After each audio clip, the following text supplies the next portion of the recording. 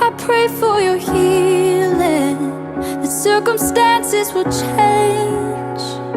I pray that the fear inside would flee. In Jesus' name.